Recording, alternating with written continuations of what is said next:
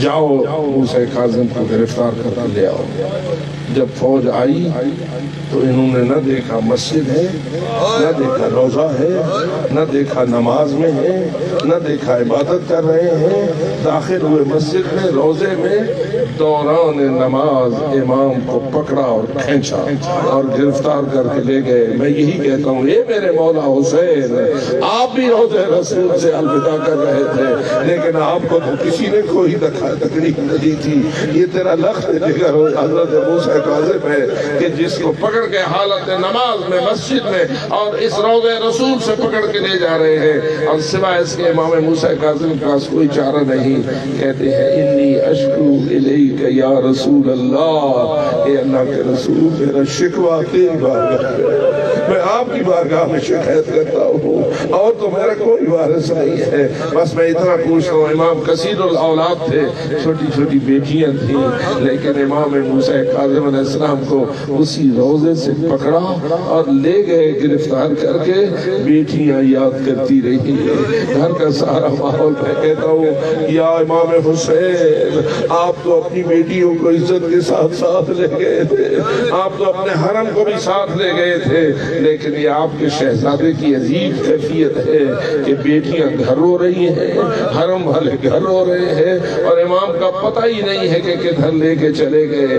ایک قافلہ بھیجا گیا بصرہ کی جانب اور ایک قافلہ بھیجا گیا بغداد کی جانب۔ لوگوں کو پتہ ہی نہ تھا کہ فرزند رسول کس قافلے میں گرفتار ہے، آیا بغداد لے جا رہے ہیں یا بصرہ لے جا رہے ہیں۔ حقیقت میں بصرہ بھیجا گیا تھا، لیکن صورتحال یہ بنی، بصرہ کے قید خانے میں جو گورنر بصرہ تھا اس نے جاسوس معین کیے، ذرا مجھے بتاؤ کہ یہ اس خلوت کے قید خانے میں کیا کہا کرتے ہیں۔ وہ اپنا کان لگا کے امام کی دعاؤں کو سنتے تھے، اور جب دعا امام پڑھتے تھے کہ اے اللہ، میں مدت سے تجھ سے التجا کرتا تھا، مجھے ایسی کوئی تنہائی کی جگہ نصیب فرما جب میں جی بھر کے تیری عبادت کر سکوں، اور تیرا شکر ہے کہ تو نے مجھے یہ تنہائی کی جگہ اپنی عبادت کے لیے عطا فرمائی ہے۔ سمجھا ہے آپ نے کہ تیرے امام کی شان کتنی بلند ہے اور ان کی معرفت کتنی عظیم ہے۔ اے اللہ، تو نے مجھے قید خانے کی تنہائی دی ہے، میں جی بھر کے تیری عبادت کر سکتا ہوں۔ جب بس اس بصرے کے گورنر نے یہ جملے سنے، ہارون کو خط لکھا، اس قیدی کو مجھ سے لے جاؤ، میں زیادہ عرصے اسے اپنے پاس نہیں رکھ سکتا، جو قید میں ہوتے ہوئے بھی اللہ کو یاد کرتا ہے اور اپنے ہمارے خلاف کوئی جملے استعمال نہیں کرتا۔ نتیجہ یہ نکلا، امام علیہ السلام کو بغداد بھیج دیا گیا۔ بس اتنا ہی کہہ سکتا ہوں، بغداد میں ایک زندان کے بعد دوسرا، دوسرے کے بعد تیسرا۔ حکم ہوتا تھا جتنی سختی کر سکتے ہو کرو، اور اس کے اوپر کوئی نرمی نہ کرو۔ آزادار و سخت سے سخت قید خانے آتے رہے، اور تیرے رسول کا بیٹا سہتا رہا اور تکلیف پہ تکلیف برداشت کرتا رہا۔ میں اتنا کہہ کے عرض کروں گا، اب بتا، دیگر قید خانوں میں کوئی ساتھی بھی تو ہوتا ہے نا، قیدی ہوتے ہیں، کئی کٹھے قیدی ہوتے ہیں، لیکن یہ تیرا مولا اکیلا تنہائی میں ان قیدوں کو برداشت کرتا رہا۔ اللہ آپ کو ان قید خانوں کی زیارت کرائے جہاں تیرا مولا تنہائی میں سہتا رہا، اور کیفیت یہ ہوتی تھی، دن کو روزہ ہوتا تھا، رات کو تھوڑی سی غذا آتی تھی، ساری دن تک مولا سجدے میں ہوتے تھے۔ راوی کہتے ہیں کہ ایک مرتبہ زندان بان نے مجھے کہا، آ ذرا دیکھا، میں نے کہا مجھے تو نیچے کپڑا پڑا ہوا نظر آتا ہے۔ اس نے کہا نہیں، ذرا غور سے دیکھ، یہ کیا نظر آ رہا ہے؟ پھر جب میں نے دقت کے ساتھ دیکھا تو مجھے معلوم ہوا کوئی شخصیت ہے جو حالت ہے سجدہ میں، لیکن اتنا کمزور اور ہڈیوں کا ڈھانچہ بن چکا ہے کہ پتہ مشکل سے چلتا ہے کہ کوئی انسان سجدے میں ہے یا فقط کپڑا پڑا ہوا ہے۔ اب ذرا جائزہ تو لو، تیرے مولا نے کتنی سخت قسم کے زندان نبھائے ہیں۔ لیکن آخری جملہ کہوں، ظالم ملعون نے یہ کہا، ان کو زہر سے اس دنیا سے روانہ کر دیا جائے۔ سندھی ابن شاہق ملعون لے کے زہر آیا، امام کو پلائی اور مزید اصرار کی تو امام نے کہا، اتنی سے اگر تیرا کام ہو جائے تو مجھے زیادہ پینے کو مجبور کرتا ہے۔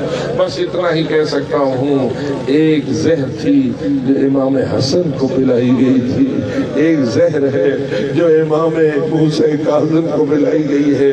میں کہتا ہوں اے میرے مولا امام حسن، زہر سے آپ کو بھی شہید کیا گیا، لیکن جب آپ کو زہر دی گئی آپ کی بہنیں موجود تھی، آپ کے بھائی موجود تھے، آپ کی بیٹیاں موجود تھی، لیکن ذرا جائزہ تو دینا، بغداد کی تنہائی کے قید خانے میں نہ کوئی بیٹی پاس ہے، نہ کوئی بہن پاس ہے، نہ کوئی اور عزیز پاس ہے، خلوت میں بسمل کی طرح تڑپ رہا ہے تیرا مولا، اور کوئی نہیں ہے جو ان کی سنبھال لانے والا ہو۔ بالآخر وہ وقت آیا، امام نے اللہ کو دم دیا، اور انا للہ و انا الیہ راجعون۔ کون ہے جو غسل دے، کون ہے جو کفن دے، کون ہے جو دفن کرے؟ غربت میں شہید ہوا تیرا مولا، مسافرت میں شہید ہوا تیرا مولا، اور سب سے بڑا ظلم یہ ہوا کہ مزدوروں کو کہا گیا اٹھو جنازہ لے جاؤ اور دجلہ کی پل پہ رکھ دو، اور لوگوں سے کہو کہ یہ اپنی موت خود فوت ہوا ہے۔ مزدور جنازہ لے گئے، دریائے دجلہ کی پل پہ رکھ دیا، جو گزرتا تھا ظالم بلاتے تھے اور کہتے تھے یہاں دستخط کرو، یہ رافضیوں کا امام ہے، اور لکھو کہ یہ اپنی وفات خود فوت ہوا ہے۔ عزاداروں میں کہتا ہوں مظلومیت کی انتہا ہے کہ جہاں چھپایا جا رہا ہے آپ کی شہادت کو، لیکن میں اتنا کہتا ہوں کہ اے میرے امام موسیٰ کاظم، ایک لحاظ سے آپ کی قسمت پھر بھی اچھی تھی، آپ کا جنازہ اٹھا، آپ کے جنازے میں ہزاروں لوگ مشاہد کرنے والے تھے، آپ کو آرام اور عزت کے ساتھ آپ کی قبر میں دفن کیا گیا۔ میرے لاکھوں سلام امام حسین، تیرے جنازے کو کہ جنازہ تیرا گیا تو روضہ رسول کی طرف تھا، لیکن اللہ جانے کیسے کہوں جنازہ گیا ہوا پھر واپس نہیں آیا کرتا، واپس آیا بھی ہے، تیر چلے بھی ہے۔